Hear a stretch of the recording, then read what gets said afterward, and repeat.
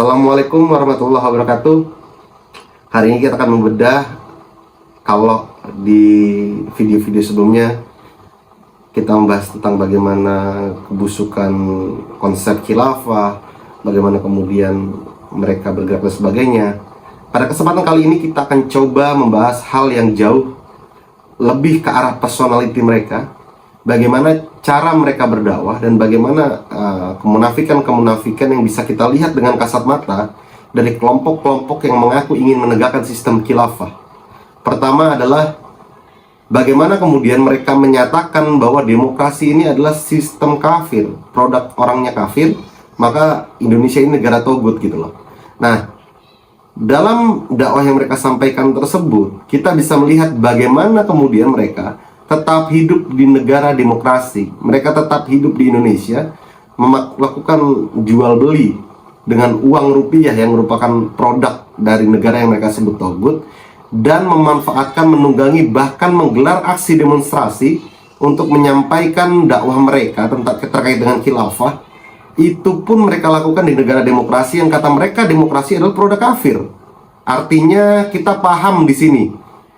Apa yang kita pahami? Bahwa apa yang mereka sampaikan tidak sesuai dengan hati mereka. Kalau memang Anda katakan negara ini negara kafir, demokrasi ini produk kafir, maka berhentilah untuk menggunakan segala bentuk fasilitas produk demokrasi untuk menyampaikan syiar tentang khilafah kalian. Itu yang pertama. Yang kedua adalah Hizbut Tahrir ini bisa masuk ke Indonesia berdasarkan produk demokrasi. Dibubarkannya pun juga melalui proses hukum yang benar kok, gitu loh.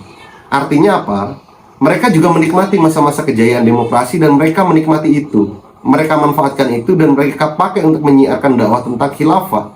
Bagaimana kita lihat di tahun 2000-an awal lah, bagaimana mereka kemudian melakukan pertemuan akbar di Stadion Gelora Bung Karno, menyiarkan tentang khilafah. Di waktu itu di eranya Pak SBY, saya ingat.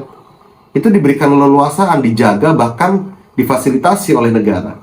Sedangkan mereka mengatakan apa, negara ini kafir, tapi mereka menerima fasilitas dari orang kafir. Ini kemunafikan yang kedua. Kemunafikan yang ketiga adalah bagaimana kemudian mereka mengatakan bahwa teknologi ini ada racun dari barat. Tapi bagaimana kemudian kita lihat akun-akun TikTok, Instagram, Twitter, YouTube, Facebook yang menyuarakan tentang khilafah ini sangat banyak. Mereka mengatakan ini merupakan racun, tapi mereka berdakwah dengan racun itu. Saya menganalogikan begini. Saya bilang haram terhadap misalkan Homer, tapi saya dakwahkan orang sambil saya minum Homer, gitu loh. Dalam kondisi saya mabuk. Kira-kira benar apa salah? Nah, inilah yang sedang dilakukan oleh kelompok Hizbut Tahrir. Inilah yang sedang dilakukan oleh kelompok-kelompok pengasung khilafah. Mereka berusaha memframing buruk tentang negara ini, tapi mereka memanfaatkan fasilitas dari negara ini. Mereka masih bisa hidup damai, masih bisa menyuarakan khilafah. Bahkan mereka hari ini, kita tahu, penyuaraan terhadap khilafah sudah dilarang, tapi mereka tempuh jalur-jalur biadab, yaitu melewati akar-akar rumput, melalui gerakan-gerakan dasar tanah, seperti yang terjadi di Tahun Mini Indonesia Indah, melalui ajang yang dinamakan Metamorphose Show. Lalu kemunafikan apalagi yang tidak nampak pada diri mereka, sehingga kita wajib untuk meninggalkan mereka.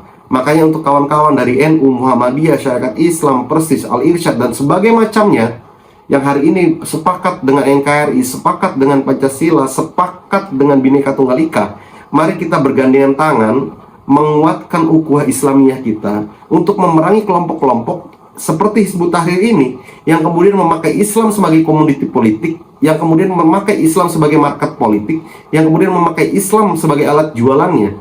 Tentu kita tidak mau dalam tubuh kita sebagai umat Islam ini ada parasit yang berusaha merongrong, seakan-akan membela Islam padahal tujuan mereka adalah politik. Bagaimana mereka mendukung gerakan-gerakan terorisme, kekerasan di Timur Tengah. Bagaimana mereka menjadi inisiator dalam gerakan Arab Spring untuk tujuan kemudian menegakkan khilafah bahasa mereka, padahal faktanya tidak. Maka saya mengajak, ayo kaula muda, tua, perempuan, laki-laki, kita bareng-bareng bersama memerangi Hizbut Tahrir dan lain kelompok lainnya, nggak cuma Hizbut Tahrir, kelompok lainnya yang ingin menegakkan khilafah, bahwa kita telah sepakat dan final dengan Pancasila dan NKRI. Terima kasih. Ada kurang lebihnya saya mohon maaf. Billahi fisabilillah haq. Assalamualaikum warahmatullahi wabarakatuh.